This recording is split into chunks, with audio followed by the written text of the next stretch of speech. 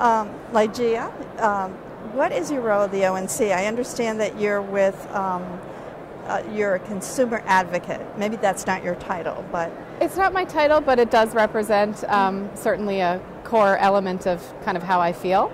I head up the office that focuses on consumer and patient engagement through health IT and through eHealth. And our role is really to encourage the ability, or to promote the ability for patients and consumers to really become partners in their healthcare and in their health using technology, partners with their providers. And do you find, I'm curious, in your role, have you found that consumers are indeed willing to be engaged? Many are, not all of them are. If you look at surveys, you'll see that a vast majority of consumers say that they want to, for example, have access to their electronic health records. A good 2/3 will even say that it's so important to them that they would consider changing healthcare providers in order to have it. Now, that being the case, there certainly is a proportion that says, you know, I'm comfortable with the status quo in which I didn't necessarily get so involved in my care. But I think with the proliferation of new tools and devices and with more healthcare information flowing digitally, when people start to understand what it could be like to be an engaged patient, that may be more appealing to people than it is right now when people don't necessarily have a mental model. Right. It does seem that way. Yeah. Now, you're about to conduct a town hall. Yeah. And what will you be talking about there? Yeah, what will it be like? So basically I'll be joined by 5 terrific colleagues who are all working in the consumer eHealth area and who represent staff both within ONC and some presidential Blue Button Fellows. Oh, great. And somebody who's also in the Chief Technology Officer's office who works with us.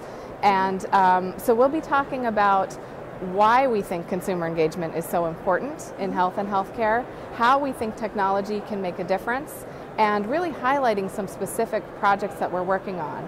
And those range from automation of the blue button, which is something, yeah, you may have heard of it from the VA. It's an easy way for consumers to get access to their information digitally and plug it into devices or share it with providers or other consumers. So we're working on making that an automated process so consumers can set it and forget it. That's one thing we're doing. We're also thinking about ways to encourage the development of tools and apps that really use that functionality and build off of it.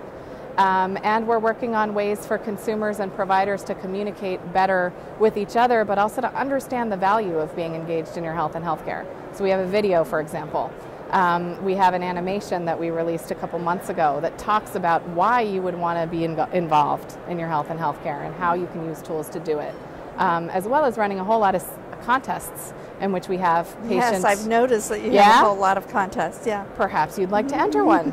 So they're on topics, a range of topics. You know, how have you used technology to help support yourself as a caregiver of someone else?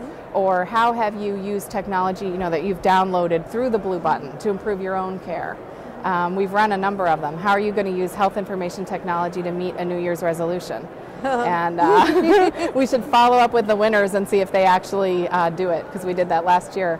But so it lets people tell their own stories in their own words. So it's not just coming from the government, you know, we think you should be engaged in your care, which we do, but coming, you know, peer to peer, coming from a real person to a real person about what works for them. Very good. So here at the mHealth Summit, have you seen anything that excites you or that gets your juices flowing in terms of other things you might do?